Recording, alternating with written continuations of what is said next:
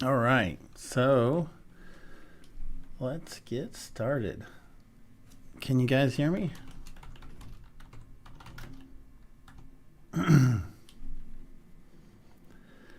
So wait a couple seconds, make sure we're online. No? Okay. See here. Maybe it's just a little delay there. Can you hear me now? Excellent. Okay, great. Well, we are continuing to talk about fatigue failure, which is a dynamic failure.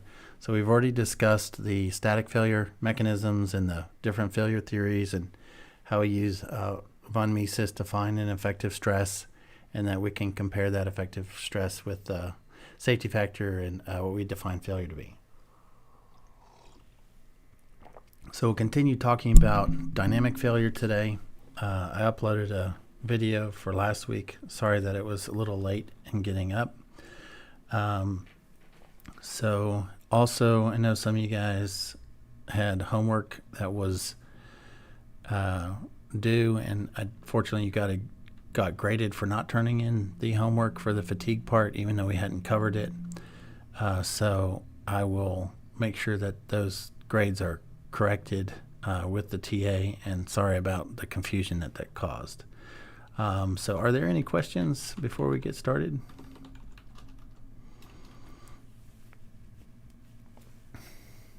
I'll just give it a second here and see if there's anything pressing that we need to talk about. Otherwise, I'll jump right in.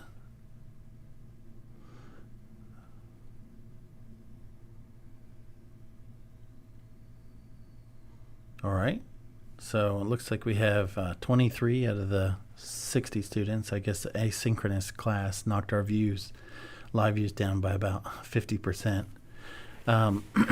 But today we are continuing to talk about fatigue failure and fatigue failure theories.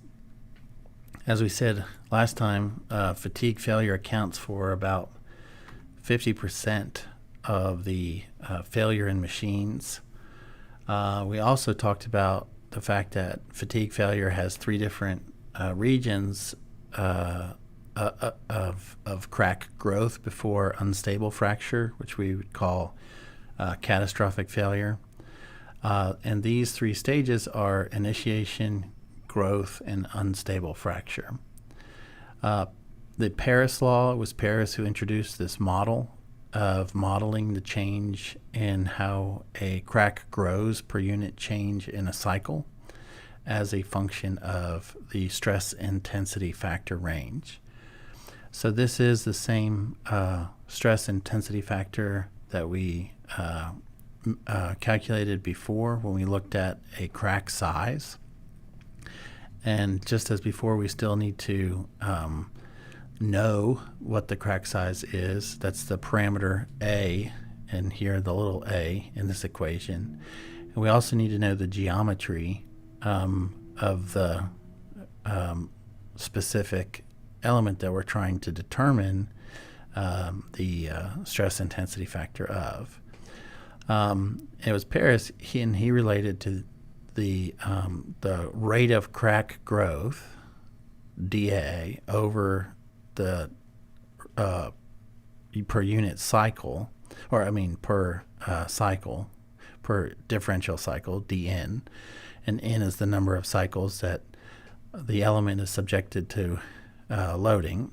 And of course, we're talking about dynamic loading, we're talking about fatigue, and this N always represents the number of cycles.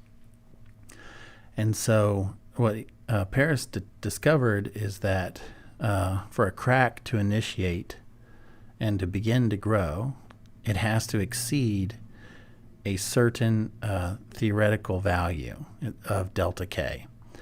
And delta K is measured as the difference in the stress intensity factor. Because the stress intensity is a function of the loading, and usually when we introduced it, we showed that K, not delta K, but K was equal to beta times the square root of pi times A times the stress. So delta K is just the difference in the maximum stress minus the minimum stress. And so what that means is that in the presence of a crack and in the presence of a cyclical load, which causes a sigma max and a sigma min, that we get a delta K, or a change in stress intensity factor. And if that stress intensity factor for that material with a nominal crack size is high enough, in fact, if it's below this value here, then cracks will begin to grow in the material. If the value of delta K is below the threshold stress intensity factor, then we have something that's similar to the relationship of the endurance limit of a material, okay, or the unnotched fatigue limit of a material. Another way of saying that is if we keep these stresses low enough that even if we have the presence of a crack, if we stay below this theoretical stress intensity factor, then then cracks will not form, and cracks will not grow, and cracks will not fracture.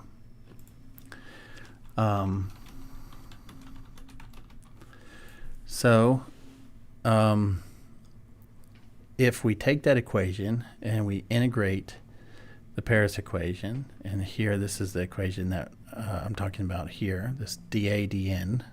Okay, so if we multiply both sides by dN and then we integrate this side dA and integrate this side with respect to dN, we get this expression right here. And this was used by Barsom to determine the number of cycles from the initial crack to a final crack size. And so this is a way of us finding out if we do know that we have an initial crack size. We can use this model for various various materials where we have these parameters, and we can know how many cycles it'll take before we get to the final crack size. Okay, so the Paris law does two things for us. Number one, it lets us know where the theoretical stress intensity factor delta value is. So we have to keep our cyclical loads below that value. And if we integrate it, it also tells us that we can find the number of cycles it will take for a crack of size AI, the initial crack size, to become the final crack size. For various steels of different microstructure, we have this table here, which gives parameters for A, which is this parameter, N, which is the exponent in these equations, and then this difference for different types of steels with different microstructures. The units are odd for N, but it's a good way of checking your units. So this is what they should come out to, and it should all work itself out when you use this equation to predict the final crack size, or if you if you want to know the number of cycles that it'll take to get to this crack size. So that's what that's useful for.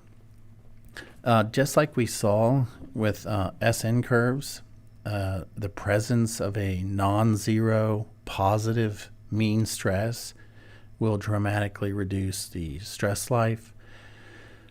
And so this is the crack growth as a function of whether or not we have a mean stress. And in this case, it's plotted with stress ratio. So if you go back in the last presentation, you see that the stress ratio is the minimum stress over the maximum stress. And so if we have a mean stress where the minimum stress is 80% of the maximum stress, then we get a significantly different stress intensity than if we have a zero mean stress. And so what that also means is, if we look down here, that the crack will begin to grow at smaller stress intensity factors. In fact, significantly smaller stress intensity factors. So mean stress, mean tensile stress is always bad for fatigue. So we saw that with some of the graphs from the last lecture, and we see that here when we look at the crack growth model. So it often happens that the best information that we can get happens to be from actual tests of a component in its service environment. Unfortunately, we often have to do design, and we don't have enough money or time or patience to take 40 days of testing just to get up to the cycle count that we need, and we need to be able to design with information that's readily available to us. Well, it turns out that a lot of work has been done to allow us to take material information, the method that the material is manufactured, and in this case, we're talking primarily about metals, mostly steel and aluminum. And if we're designing with those engineering materials, we can take published data, but unfortunately that published data is limited to small polished specimens in controlled environments. Okay, we talked about the R.R. Moore test machine and how we had a section in the middle of the specimen where we had only reversed bending stresses and a specific geometry, and this is often taken in a controlled environment, and we have highly polished mirror finish surface at room temperature. But this information is still useful, and we have methods to account for the fatigue strength as a function of these correction factors. And so if we can get the endurance limits for a material, or the fatigue strength, and when I say those two words, when I say endurance limit, I'm almost always talking about steels. And we say fatigue strength, we're talking about materials that don't have a knee in their SN diagram. Okay? In the absence of being able to test and not having the exact same loading conditions, size conditions, surface conditions, temperature conditions, and reliability, then we have to modify our fatigue values. And it's very important that you see on this slide that we have a couple things. Number one, I skipped this bullet point. This lets us know that we can estimate, we'll talk about this a little bit more, but we can estimate the fatigue strength for common engineering materials directly from the ultimate tensile strength of that material.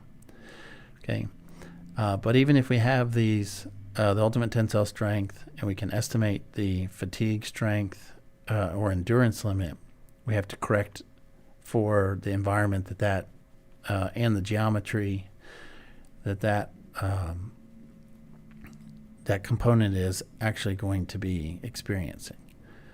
All right. Now it's subtle, but it's very important that you recognize that there's a prime here, and there should be a prime here. I'll have to add that. But these are the uncorrected values. So this here that has a prime, you'll see that that's over here. And that is the uncorrected endurance limit of a material. If you look down here, this SF prime, this is the uncorrected fatigue strength of a material. Now these have the same units and same information, but the endurance limit is for a material that has an endurance limit and then it has a knee in the SN curve. The fatigue strength, we usually use that terminology for a material that does not have a defined knee in the curve like aluminum. Okay, so there's some steels are in this category. Most steels have an endurance limit. Okay, so we have to take care to take the published data or the estimated data from the ultimate tensile strength, and then we have to modify that estimate of the endurance limit or fatigue strength based upon these factors. And the factors, there's actually 5 factors. And then we also have to consider the environment. So really there's 6 factors, but only 5 of them show up in the equation. And that's the load factor, the size factor, the surface factor, temperature factor, and the reliability factor. And we'll talk more about those. So are there any questions before we continue?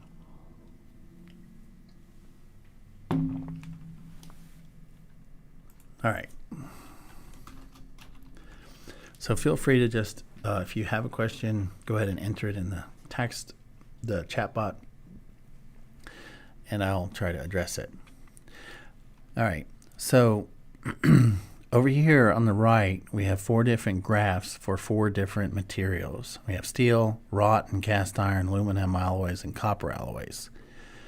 And we have this parameter here that says fatigue ratio, 0.5, fatigue ratio, 0.35. Well, what is the fatigue ratio? Well, the fatigue ratio is the ratio of the fatigue strength to the ultimate tensile strength of the material.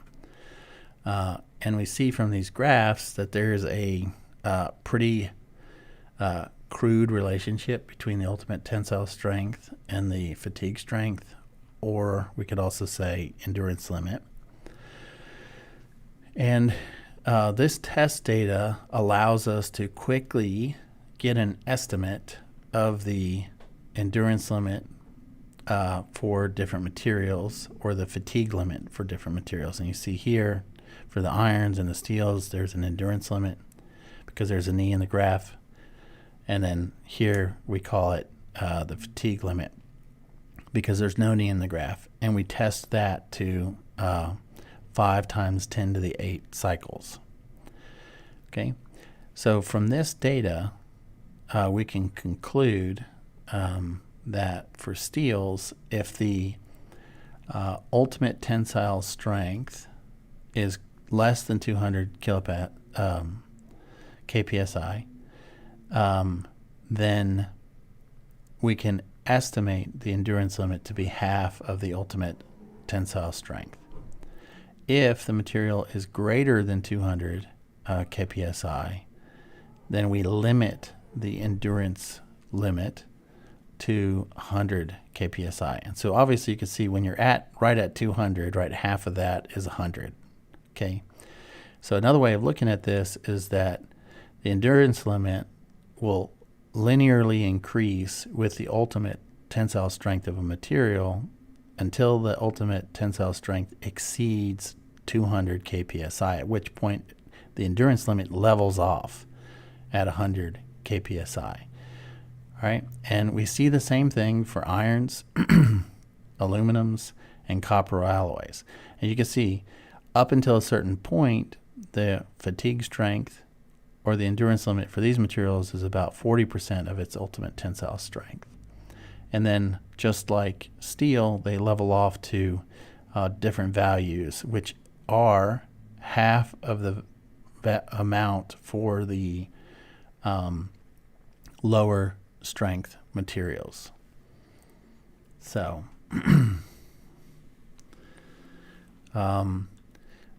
this is a very fast way for us to just take the published ultimate tensile strength of a material and then estimate the uncorrected endurance limit, or the stress that the material, the cyclical reversed stress that the material can endure without failure indefinitely. Okay. Now again, note that these are all prime. Okay, in order for us to actually have something that has engineering value for an application, we have to use these different factors to reduce the endurance or fatigue strength of a material, endurance limit or fatigue strength. And all of these factors are they're equal to, they're 1 or less. Okay, so you can't have a higher endurance limit from these factors, you always get a lower endurance limit. And that's the way that we introduce these different factors into our designs for against fatigue. Okay, and I'm just noting here that's the prime. So we think we'd beat that horse to death. All right, so the correction factors consider loading, size, surface, temperature, reliability, and the environment. As I said, there's 6 factors, but 5 of them show up in the equation. The environment is something that you have to consider, and we'll show some graphs about that. This is the knee that I'm talking about. Okay, so for many steels, in fact, this is a steel with the ultimate tensile strength of less than 200 KSI. Then we have this relationship. We have the fatigue ratio here, and then it can go all the way down, and we can estimate it to be about 0.5. And this is for an aluminum material. This aluminum material doesn't have an endurance limit, and that's because the slope never goes to 0. That means if you continue to load it, at some point in the future, it will fail. Okay? Correction factors always make the fatigue strength or endurance limit smaller because their C, each C is less than 1. Okay, there's the knee that we're talking about. That's the endurance limit. And here you can see there's no knee with aluminum, so there's no endurance limit. And instead, the tests for aluminum are run to 5 times 10 to the 8 cycles. So if you're going to use the data for materials that have no endurance limit, you need to make sure that you get the cycles correct and that you're not exceeding some large number of cycles. Because if you do, it causes problems. And like I said in the last lecture, 1980s dollars, it's $100 billion, 3% of GDP, 90% of the failure. It's a big deal. All right, so we're going to go through the different correction factors and consider them one by one. The first one is the loading factor. Most of the published data is for the rotating bending tests. And we know that the axial loading results in reduced life, and that fatigue failure is a mechanism of tensile stress. And so if we're in bending, we can just use the load factor as 1. If we're in axial loading, then we have to reduce the load factor by about 30%, fatigue life or the endurance limit by about 30%, and multiply the C load by 0.7. Okay.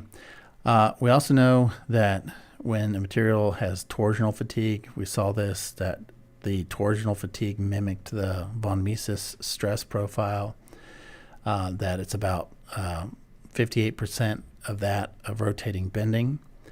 But instead of creating a different loading condition for torsion, instead what we do is we calculate the effect of that torsion by calculating a von Mises effective stress. So if we calculate the von Mises effective stress, we can continue to use the C load factor as 1. Okay?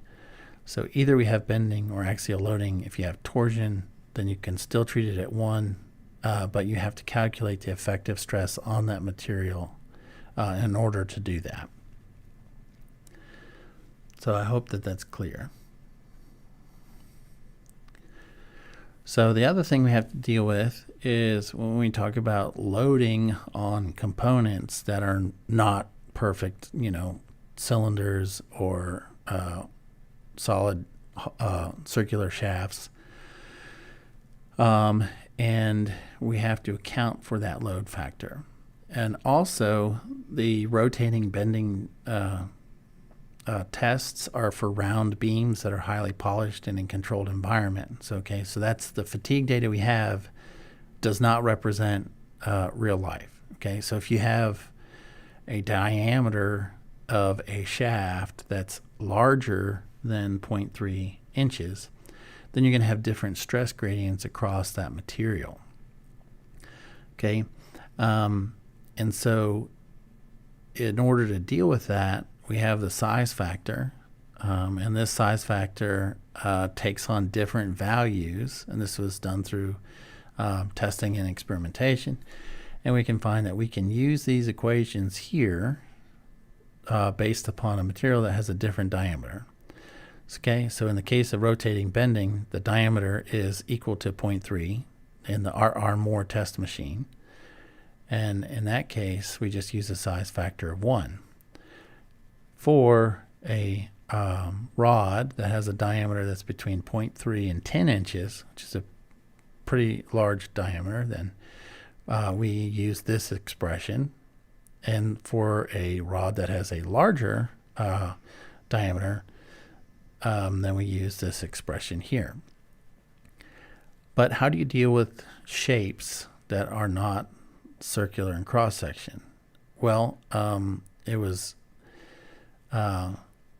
discovered that there's a correlation. If you use 95% of the area that's stressed above, if you use the area that's stressed above 95% of the overall stress, in that case, you're talking about this sliver of stress here. Okay, so it's the 5% of the maximum stress, that you can use an equivalent diameter, and if you do that, you can still use these equations for the size load factor. Okay, and we call this the A95 area here, and you can see that using an A95 area for a circular cross section, we get almost the we get a relationship between the A95 area and the diameter, and then we can solve for the diameter, and that's an equivalent diameter.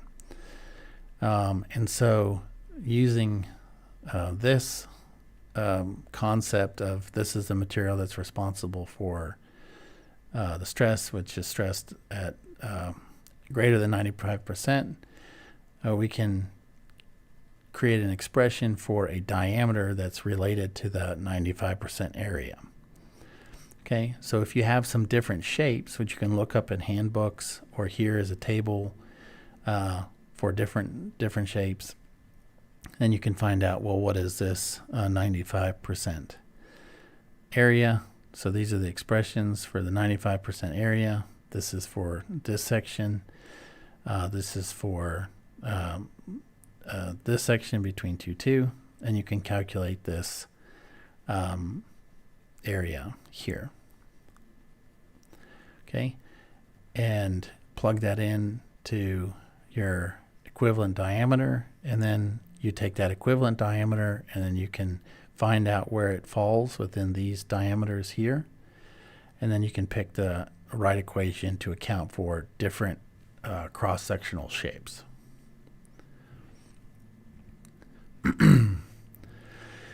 So the other thing that we have to consider is that the fatigue test data was done with polished surfaces to a mirror finish. Polishing surfaces is quite expensive. Polished materials are more expensive, and therefore most machine components are not polished. They are as produced with their nominal diameters, and as such, they have rougher surfaces than you have in the RR Moore test setup, which is where we get most of our data. And rougher surfaces have more surface defects, and because surface defects are related to cracks, they result in a lower fatigue life. And so this image taken from your book gives you various surface factors, and you can see at the top, if you have a mirror surface, it's 1, which is what we have for the RR test machine. If we have a ground surface and polished surface, it's 0.9, and as you get above a certain stress, that goes down. If you have a machine surface, you have a surface factor that starts off at about 0.8, goes all the way down to about 0.5. Okay, and this relationship here is related to either the hardness of the material, you can look at the hardness of the material or measure the hardness, or you can look at the ultimate tensile strength of the material.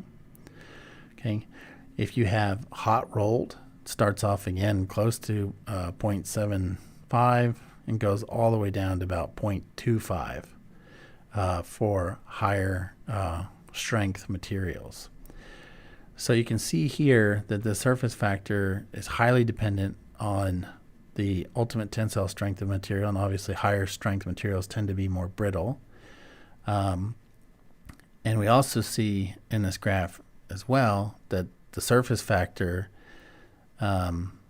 drops considerably if the surface is subjected to either water or salt water.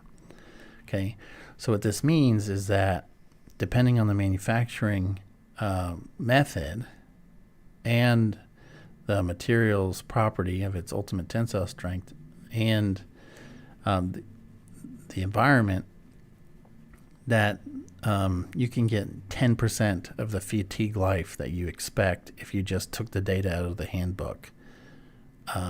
So it's a big deal to consider the surface effects. This is another way of looking at the data, and in this way we actually have an equation where we can calculate the surface effects as a function of different parameters. So we can actually, if you look in the table down here, you can use this equation. If you don't have a measure of the surface roughness, you can use the manufacturing process here to get your coefficient A and exponent B, and relate that, and that's related to the ultimate tensile strength.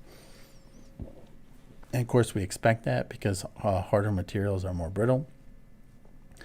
And if you get a value that's greater than 1, then we always limit it to 1, because all of the correction factors are 1 or less.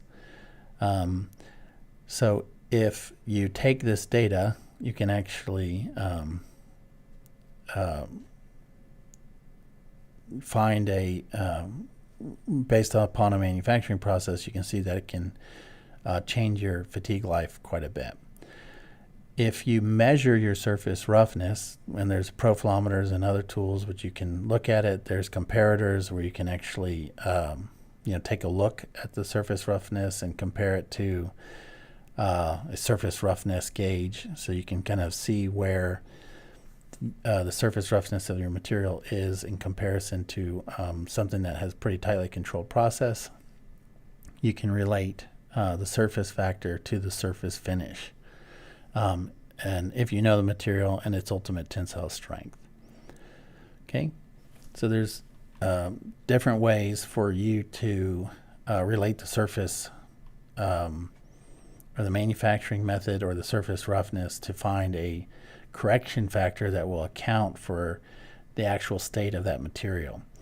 Also, when you do a lot of engineering drawings, you can call out a surface finish or call out post processes for things to be ground, or you can say that the material has to be hot rolled steel or cold rolled steel or ground or whatever. Okay, so you as the designer have to consider the component and its where it's going to be and the effect of the surface. Okay, so that's the third of the surface effects of the effects. So you might think, well, hey, if I want to get rid of these rough surfaces, I can just plate them. So if I did chrome plating or nickel plating, then hey, I'll get a nice shiny smooth surface, and that'll give me a longer life. That's actually incorrect, because the plating can introduce residual stresses and reduce the fatigue life. Okay, and so if you have steel, for example, and it's unplated, just in its natural state, and unpeened. We'll talk about that later if you're not familiar with that term. Peened is just where you shoot small pieces of material at very high velocity to introduce compressive residual stresses at the surface. So if you have an unplated, unpeened surface, this is your nominal steel here. Notice the knee in the graph. And you can see how much higher it is than if you nickel plated it unpeened. Okay, we're talking, 20 to 50, so at least twice the amount of stress can be withstood by something that's unplated and unpeened. Obviously, it could be subjected then to corrosion, which may actually make things worse. But as far as the nominal material and its nominal state, if you introduce residual stresses at the surface that are tensile, then it's a bad thing. This just highlights that over here in this graph, and just shows you how much lower a plated material can, how much of a lower alternating stress can be endured by a plated material versus an unplated when it comes to high cycle fatigue. Okay, it actually shows up here at 100 cycles, 10,000 cycles. It's much different. So all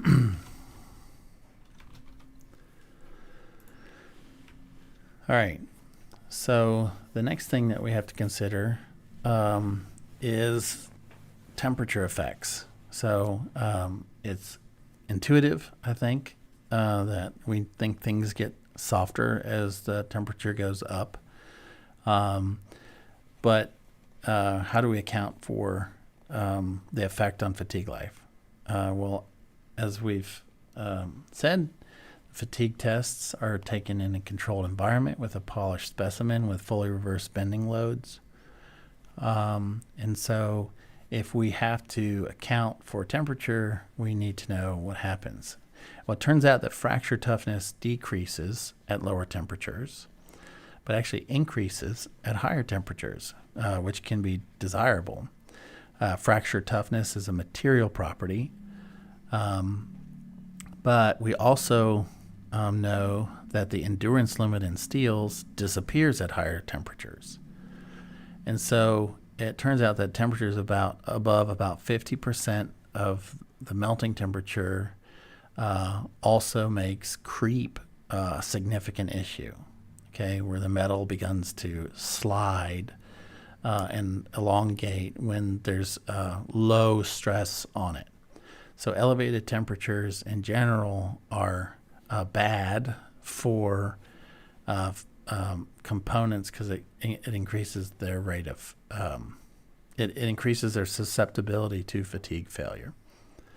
So for steel only, if we have a different material, we'll have to consider the effects of that material separately. But for steel only, we can establish some relationships that are based on temperature.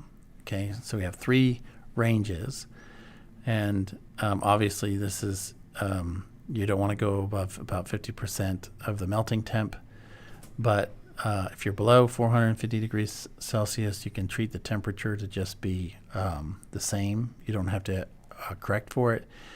If you're above 450 to 550, you correct it with this equation. And if you go here above 840 to 1020, then you use this equation. Okay. So there's a question that said, can you go back to the slide with the A95 equation? What does it mean by rotating and non-rotating? Okay. So I was talking about this slide, and right here, I believe he's talking about this value here where we have non-rotating, non-rotating. So this is if you have a sample that's subjected to fatigue stress, fully reversed, but it's not rotating. Okay, so you can think of the stress here that would be going on a channel beam, or on this case in an I-beam, and that would be a fully reversed stress, and you'd have to account for the effective diameter of that that shape in your correction factors. Okay, so I hope that answers your question, Michael. So we're going to go back here, and if you need any further clarification, just shoot the chat in the window. The last of the correction factors, and that's really the factors that we have enough information to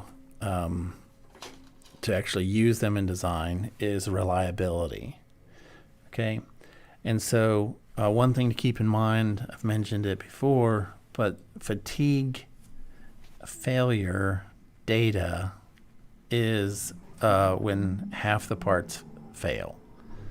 Okay, so it is the limiting case. It is not what you want to design to. Okay, so if you use the published data, you can have the confidence that you have a 50% reliability, that your design will make it to the designed life. That's not a very comforting number to use.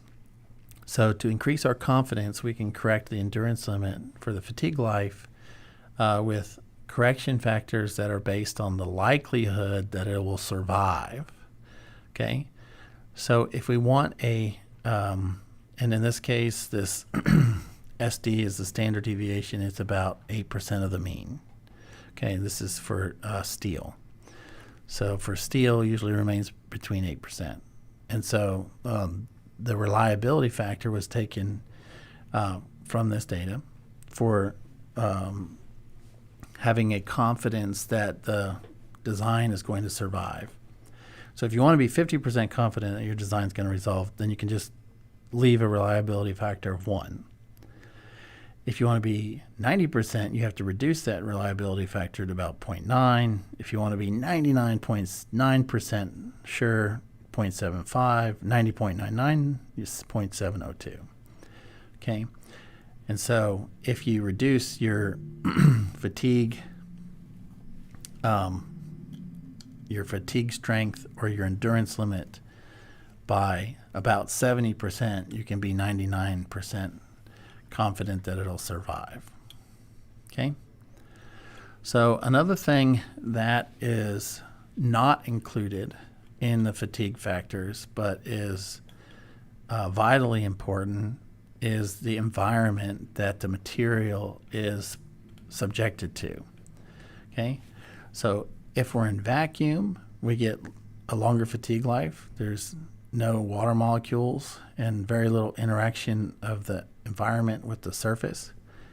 If we're in air, we have oxygen that can interact with the surface and create oxide layers and begin tiny little bits of corrosion. If we soak a material in a salt water and then remove it and then test it in air, this is the curve that we get here. And then if we have a material in a corrosive environment, you see you can't even see that we start to get a knee. The thing just continues to go on towards failure. So corrosion is a big deal. That's why we paint and galvanize and coat and metallize all sorts of things. Over here, this is a different way of looking at it. This is the actual endurance limit values, and we can see in air, the endurance limit follows along its tensile strength to some point. But if we have a steel or carbon and a low alloy steel, just in water, we have a dramatically different result. And we have an endurance limit here that's like 19 kpsi, versus the 100 that it was earlier.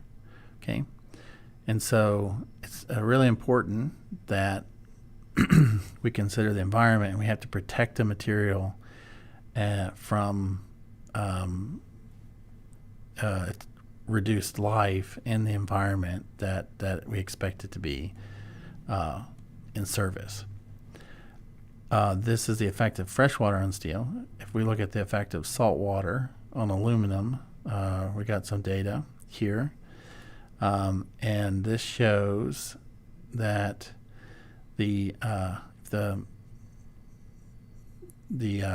amplitude of the stress that it can survive in air is significantly higher than if we have just a 3% sodium chloride solution, which simulates a saltwater environment. Okay, and so it's sort of intuitive to think, oh well, yeah, if it's in salt water, if it gets wet, it's not going to last it long. But what we're talking about here is dynamic failure. We're talking about fatigue failure, and what should stick in your mind is that these slopes are always going negative. So if you get in from like low cycled fatigue into high cycle fatigue, I mean, you can have dramatically reduced fatigue strength of that material, and it can fail. In fact, it's 90% of all failures or more. Okay, if you have an endurance, if you have a low carbon or low alloy steel that is in a wet environment, you have to reduce the endurance limit. Okay, this is a recommended value, but in reality, if you have a very sensitive component and you need to guarantee life, you'd probably have to do lots of testing in order to increase the confidence of that design. Okay, so this is the slide we showed earlier. It's the same slide, but now that we've talked about them, we have our nominal endurance limit, which we can either get from graphs or the ultimate tensile strength. Same thing here. We have our fatigue strength, which we can get from graphs or the ultimate tensile strength. And if we don't have the graph, we don't have the data, this is how we get the estimates for steels, irons, aluminum, and copper alloys.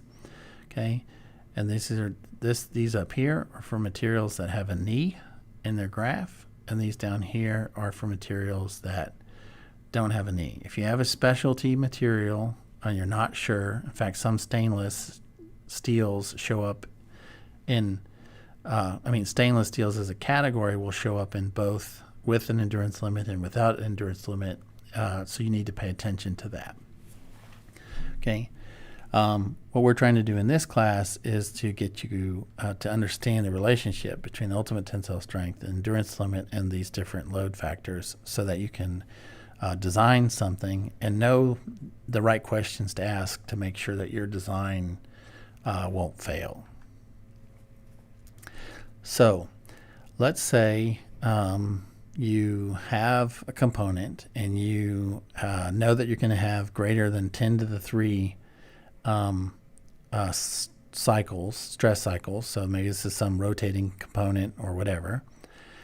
And you know you're going to be somewhere in here, and you want to get a feel for where your part is going to fail. Well, you can use the 10 to the 3 factors and start at the y-intercept here at 10 to the 3 cycles. And if you have bending, you can use SM as 0.9 of your ultimate tensile strength. If you have axial loading, you can use 0.75 of your ultimate tensile strength, and that gives you this first point. And if you go from there, you go all the way down to SE, which is your endurance limit if it's a material that has a knee, or to SF. And notice here that there is, it continues to go on and decline. But usually we're interested in this region, so we do that. In this case, components that are beyond SE, you'll just take as SE. And so this is a logarithmic relationship in this plot, and we can construct our own SN curves for materials and get a feel for that. If we look at the relationship between the x and y in the previous plot. It has a logarithmic relationship with the coefficients a and b. If we take the log of both sides, we can get an expression for b and z. And n1 is always 10 to the 3 because we're starting here at 10 to the 3. That's n1. And then n2 will be some other value. And a material that has no knee has 2 times 10 to the 5. And so we can just get an equation for this line. And we can plot that line for various parameters just by taking the log of both sides and solving for the unknown parameters a and b. Okay, so this is an example of how we would do that. This says get an estimated SN diagram for ferrous materials. Okay, so SN diagram for a steel bar. This bar is 150 by 150 millimeter cross section. And how many cycles can be expected if we have this alternating stress of 100 megapascals? So what we could do is we could look up the ultimate tensile strength, find that it's 600 megapascal, and look at the other information that we need to know. We need to know how it's manufactured. Okay, in this case, it's a hot rolled finish, so that'll give us our surface factor. We also are told that the temperature is a max of 500 degrees C, so that'll push us into that next threshold for the temperature factor, and that the loading will be fully reverse bending. We'd like to have an infinite life, and because the material is ductile steel, it will have an endurance limit. And we would desire to have a reliability factor of 99.9, so automatically you should think that's about 70%. And you can look them up. Okay.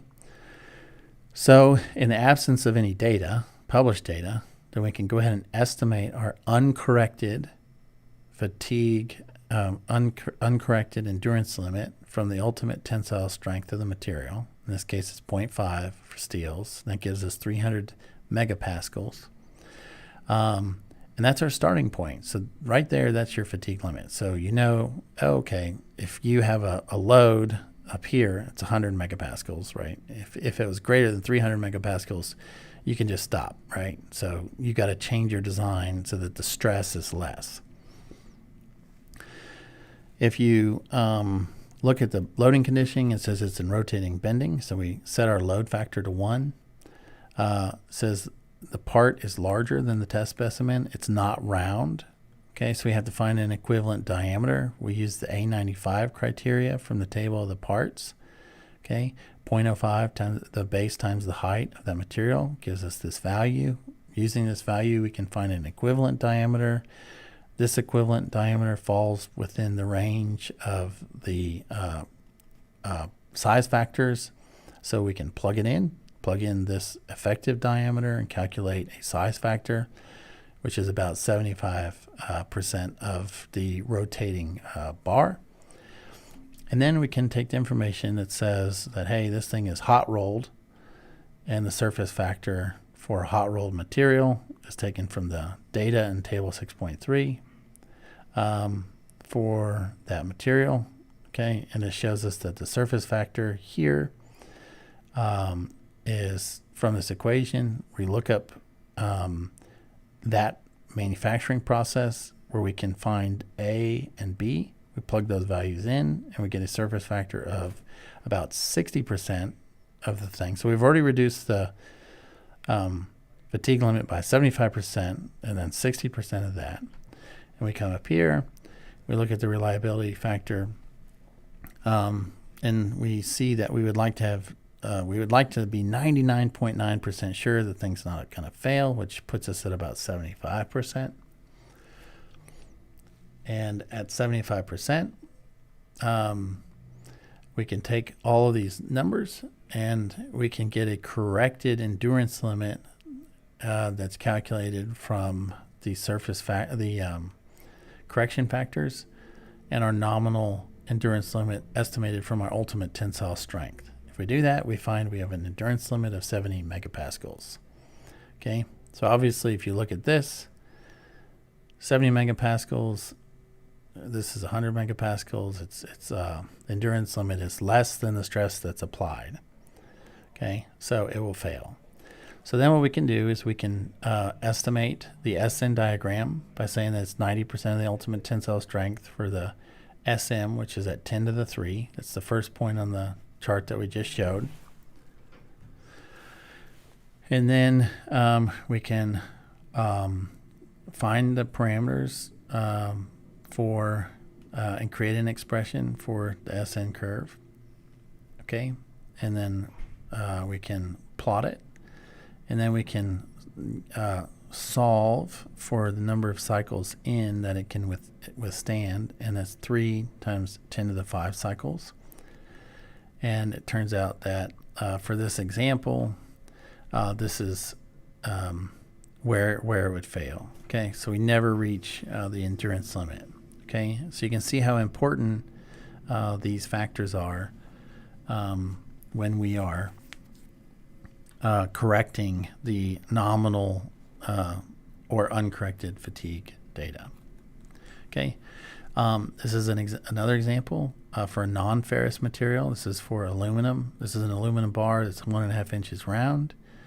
The ultimate tensile strength is 4,500 psi. It's a forged bar, and it's in 300 degrees. We'd like it to be 99% reliable, and the uncorrected fatigue strength will be taken at 5 times 10 to the 8. Okay, so if we want that uncorrected fatigue strength, we can get it directly from the ultimate tensile strengths for materials that are less than 48 KSI. Okay, and we can find that our estimated fatigue strength is going to be 1,800 PSI. And that's for 5 times 10 to the 8 cycles. And obviously, we remember there's no knee for non-ferrous materials such as aluminum. It's loaded in pure torsion, so the load factor is 1. And because of the torsional stresses that are applied have to be converted to von Mises normal stress to compare to the SN strength. So we can use the load factor of 1, but only if we use the von Mises equivalent stress to calculate the stresses. So the part size is greater than the specimen, so we have to find the right material, so we can use the equivalent diameter. In this case, we just use the nominal diameter because it's a round part. We get a size factor that's 83%.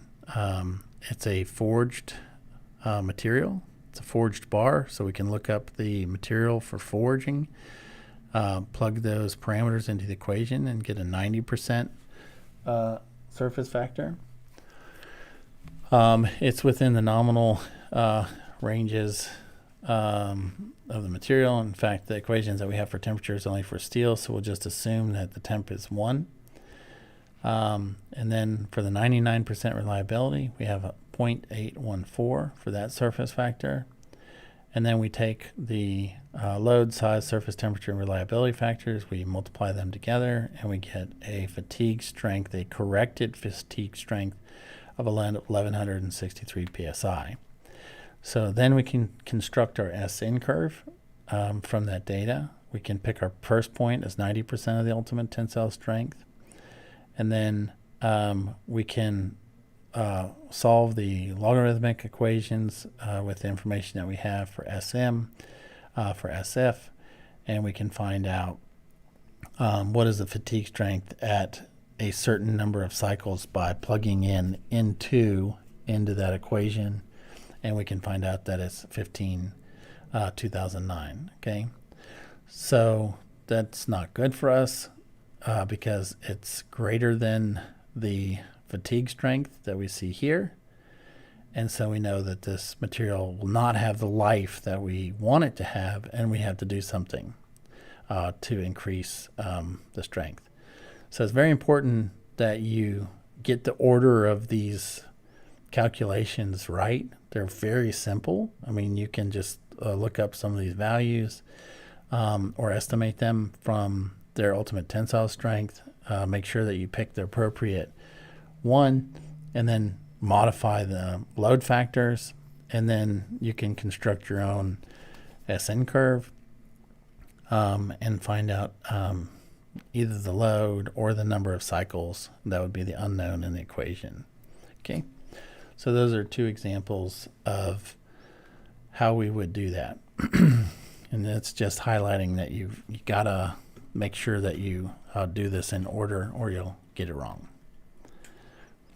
Okay, so any questions?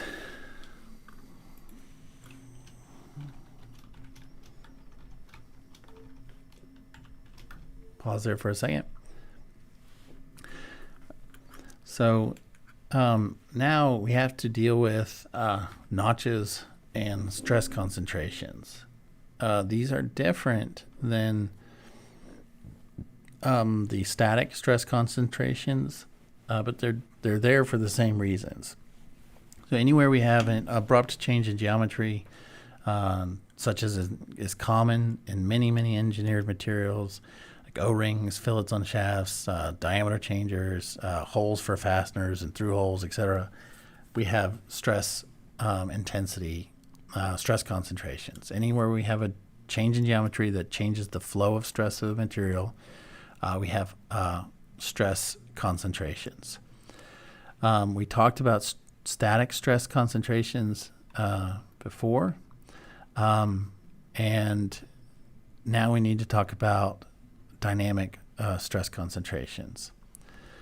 So in general, you want to keep the transitions between geometries as smooth as possible.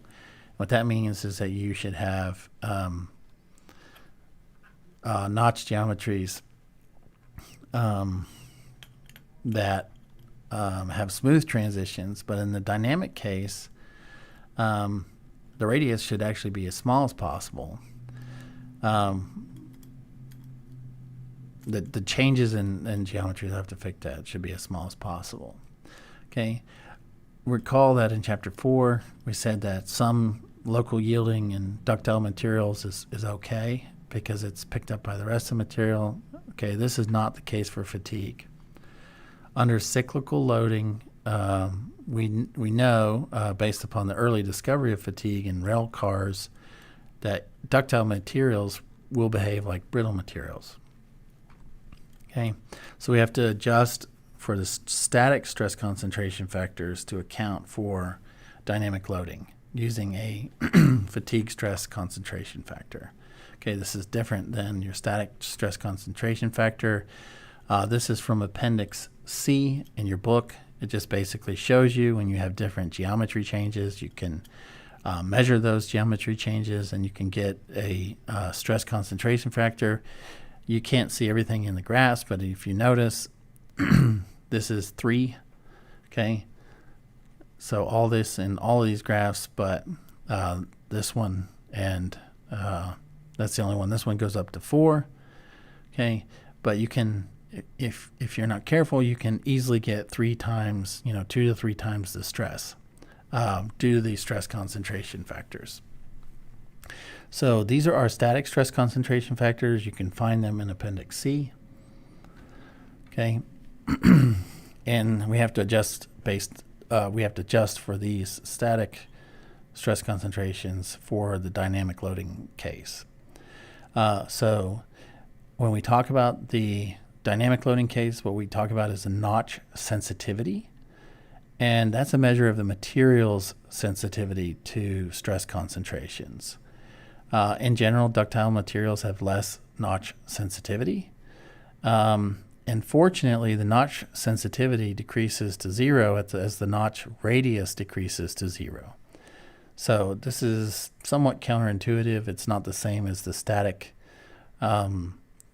stress concentration, because in that case, when we have really small radii, we have really high stresses. In this case, when we have small radii, we have small notch sensitivity. So otherwise, we'd probably never be able to operate with fatigue. Okay, so that's opposite is true for the stress concentration factor, which we've seen. And so if we want to consider the dynamic effects of stress concentrations, we can use the notch sensitivity of a material and the static stress concentration factor for that geometry to find a fatigue concentration factor.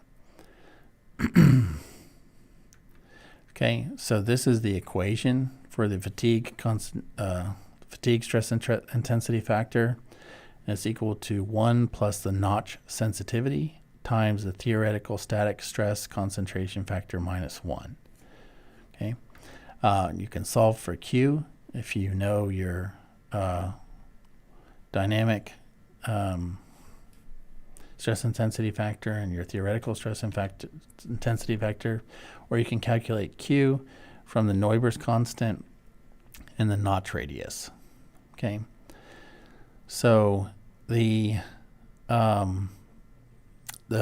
fatigue concentration factor becomes extremely important in high cycle fatigue, and in general, it's really where it comes to play. But to be conservative, and for the purpose of this class and this book, we'll use the fatigue concentration factor for cycles of 10 to the 3 and greater. Okay, that's a conservative use of it, and it's good enough for design. Okay, so this is the notch sensitivity, or this is a Neuber constant for different materials, and that feeds directly into the notch sensitivity equation.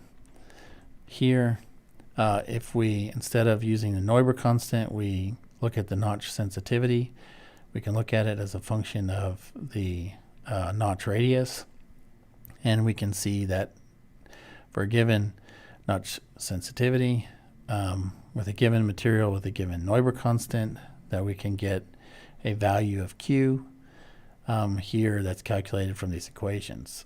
If you want to do the calculation yourself to calculate it, you can find Neuber's constant for some steels with different ultimate tensile strengths, or you can look at the graph.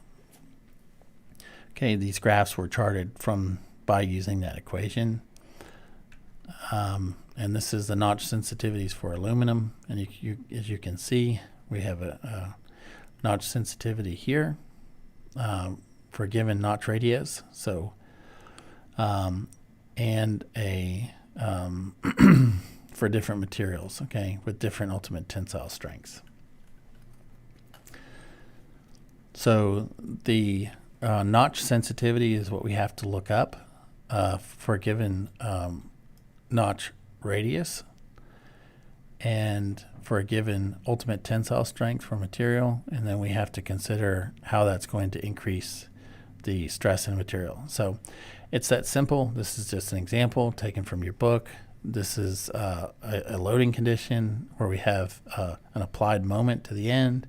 We have a notch with a change in the height of this part, and this is the static stress concentration factor, so we can calculate that. Based upon the material, we can get our notch sensitivity, and then we can plug this into the equation and find our stress concentration, our dynamic or fatigue stress concentration factor from these values.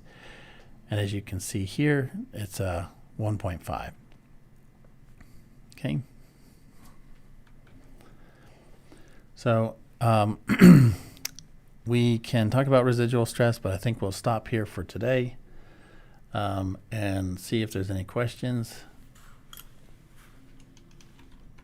And if not, then we can pick up the rest of the material on Wednesday.